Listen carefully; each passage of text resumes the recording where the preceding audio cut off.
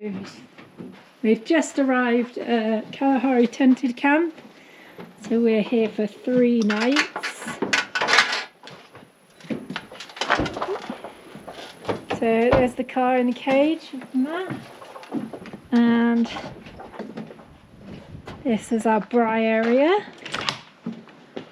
Got a lovely kitchen, big fridge freezer, and then you can see we're right in front of the waterhole, just down the back there. And then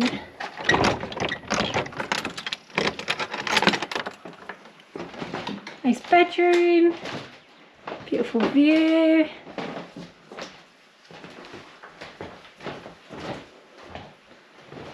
And then shower, sink and toilet.